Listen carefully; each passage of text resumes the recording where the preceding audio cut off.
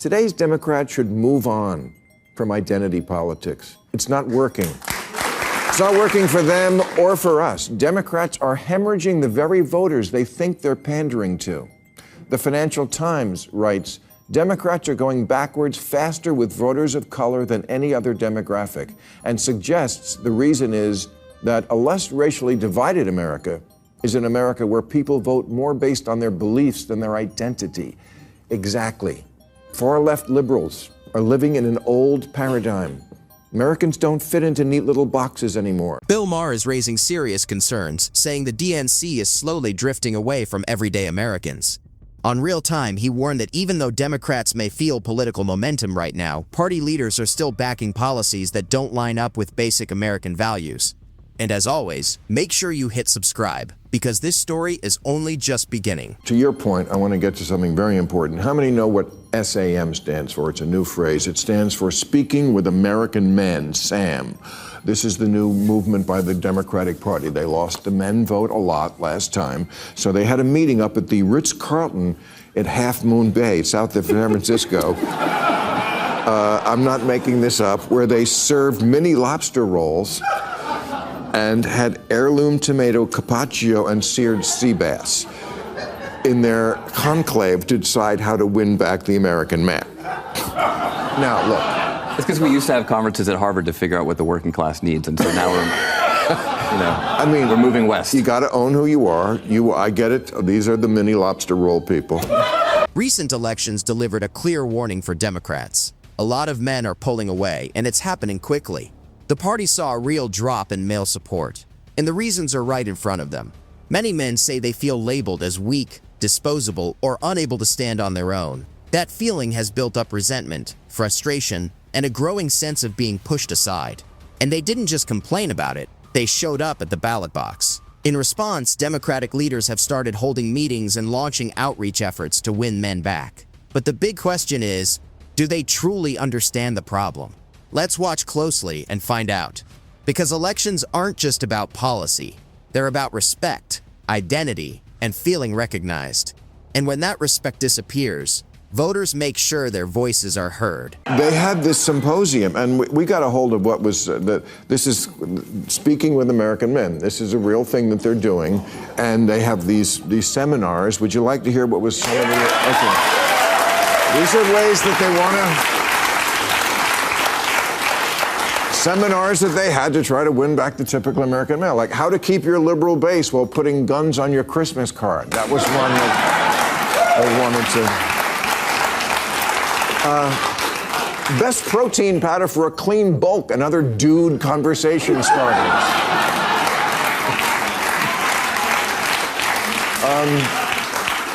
Bud Light etiquette, when to drink it, when to shoot it.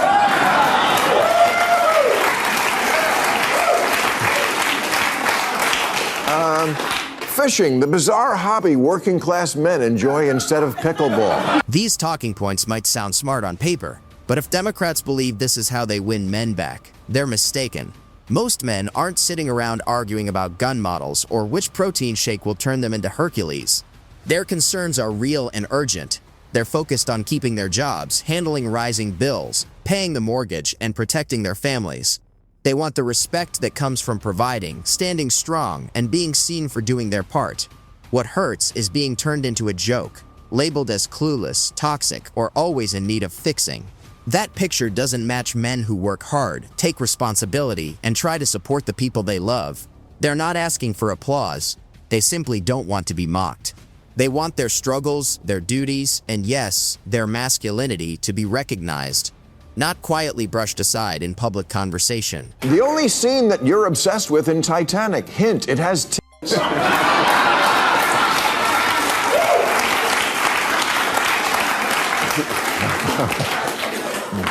Bruce Lee versus Bigfoot, mythical fight scenarios to man up your Joe Rogan appearance.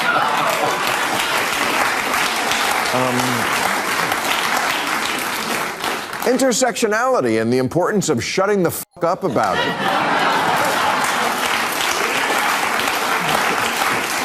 And undouching your face, man beards from Ted Cruz to J.D. Vance. You can see that smirk on Bill Maher's face.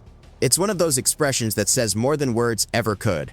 It's not just a laugh. It's disbelief at how disconnected the Democratic National Committee seems from what men are actually dealing with every day. This isn't about acting tough, growing beards, or putting on some macho show. It's about stability, purpose, and feeling valued in a world where many men believe their efforts go unnoticed. Maher understands that. Men aren't chasing stereotypes. They're chasing security, pride, and the chance to build meaningful lives. Right now, too many of them feel invisible. If the DNC wants to win back that trust, it can't rely on guesses or surface-level gestures. It has to reset, face real issues head-on, and speak in a way that truly connects. Otherwise, that smirk may turn into a serious warning they'll wish they hadn't ignored. And outdated racial pandering is one reason Democrats lose elections. When Chuck Schumer and Nancy Pelosi put on kente cloth, I don't think it earned them one vote for their powerful emotional ties to Ghana. Here in California, we're now segregating kidnapping. Really. California doesn't just have Amber Alerts for missing children. We have Ebony Alerts for black children and Feather Alerts for Native American kids. What is that? We look for them by listening on the ground? Democrats didn't just lose support with male voters. They also started seeing warning signs in key racial groups, especially Black and Latino communities. The changes weren't massive enough to flip the entire electoral map, but they were strong enough to send a message. Donald Trump and his allies were gaining ground in areas where Democrats once felt secure, and that raised serious concerns. Some critics argue this shift shows frustration with messaging that feels scripted, distant, or disconnected from everyday life. Voters aren't moved by identity politics alone. They're responding to rising costs, public safety concerns, and real opportunities to move forward. When political messaging sounds symbolic instead of practical, it starts to lose its impact. At the end of the day, politics runs on trust and results.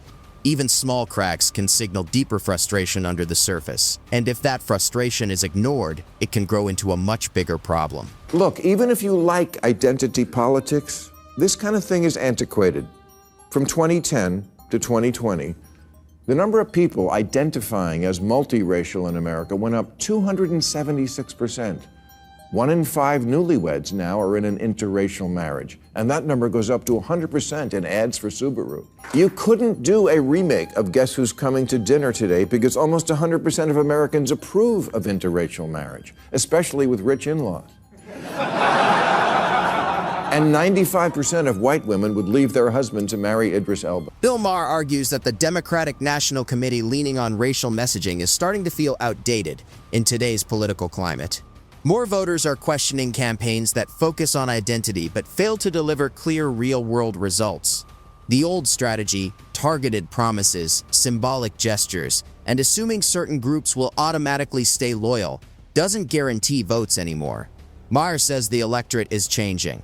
Communities are no longer voting as one solid block the way party strategists once believed.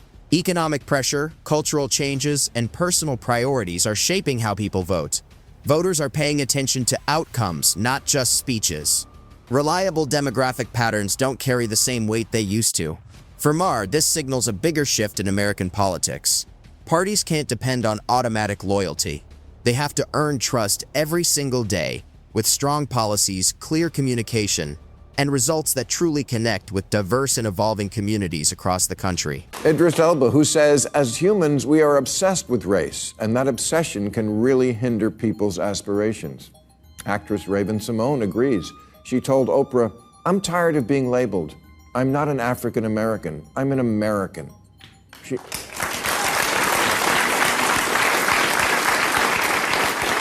She says, "I don't know what country in Africa I'm from. My roots are in Louisiana." And you don't have to agree with that, but it's a point of view a lot of people have. It should be respected. Morgan Freeman says the way to finish off racism is stop talking about it. I'm going to stop calling you a white man, and I'm going to ask you to stop calling me a black man. There's even a movement now to ban racial questions on the census, and many of its leaders are people of color, like Professor Sheena Mason, who says to undo racism, we have to undo our belief in race. For years, identity politics was a major force for the left. It helped rally voters and build strong, reliable coalitions. It created clear stories, powerful emotion, and a sense of belonging. But that strategy is starting to lose momentum. More voters are now asking a simple question. Does identity-focused messaging actually make life better? People want more than symbolic gestures. They want real progress, better job opportunities, safer neighborhoods, and a future that feels steady. Voters are focusing on results, not just speeches. They're asking if campaign promises lead to real change or just good headlines. This growing doubt points to a larger shift. Loyalty is no longer automatic.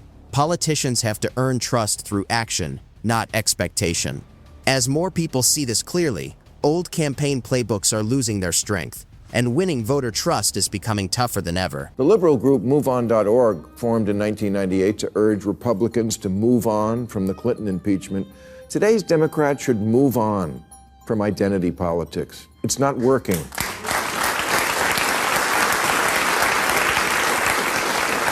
It's not working for them or for us. Democrats are hemorrhaging the very voters they think they're pandering to. The Financial Times writes, Democrats are going backwards faster with voters of color than any other demographic, and suggests the reason is that a less racially divided America is an America where people vote more based on their beliefs than their identity. Exactly. Far-left liberals are living in an old paradigm. Americans don't fit into neat little boxes anymore. Identity politics may be backfiring for the Democratic National Committee, costing more votes than it gains, as Americans push back against being placed into a single label. More and more, voters want to be seen as individuals, shaped by their own values, experiences, and beliefs, not just defined by race or background. Many reject the idea that they should vote a certain way simply because others who look like them traditionally have. That assumption can feel limiting and even disrespectful to their independence. People want to evaluate policies on their own terms, not through an identity lens alone. They're looking for persuasion, not presumption. This shift reflects a deeper demand for authenticity in politics, a desire to be respected first as thinkers, decision-makers, and citizens. As this attitude spreads, strategies that rely only on identity will struggle to have the influence they once held across the country. In America now, you're allowed to be many things all at once, and that's a good thing, even when it's really stupid.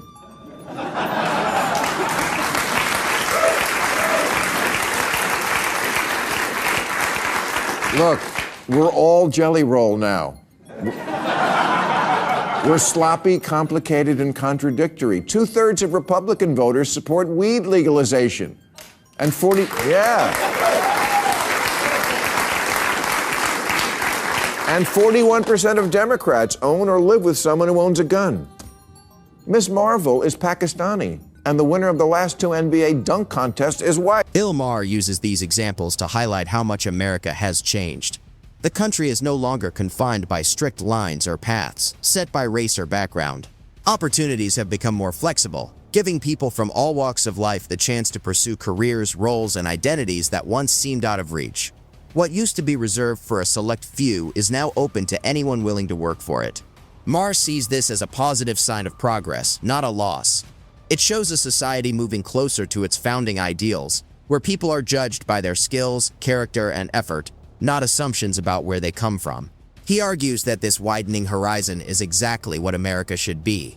A place where limits are challenged, barriers come down, and individuals have the freedom to shape their own futures instead of inheriting expectations or restrictions from the past. You're still building your politics around slicing and dicing people into these fixed categories. Democrats need to get the memo that you can't win elections anymore by automatically assuming you're going to get every voter who's not these guys.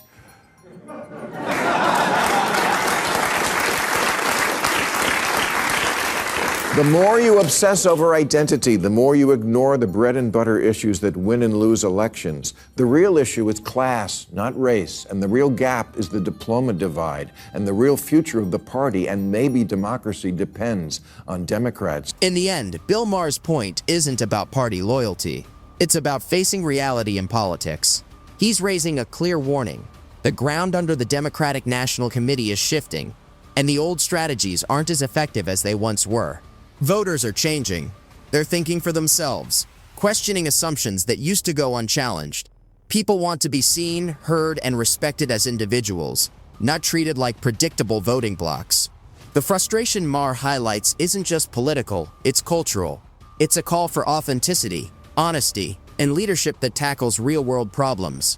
Economic security, personal dignity, and national unity are taking priority over symbolic gestures. Ignore that shift, and voters will respond in the one way they know best, at the ballot box. Maher's warning is clear: adapt, or risk becoming irrelevant in a political landscape that no longer rewards complacency or outdated assumptions. And that wraps up today's video. If you enjoyed it, hit that like button and subscribe for more. Thanks for watching, and I'll see you in the next one.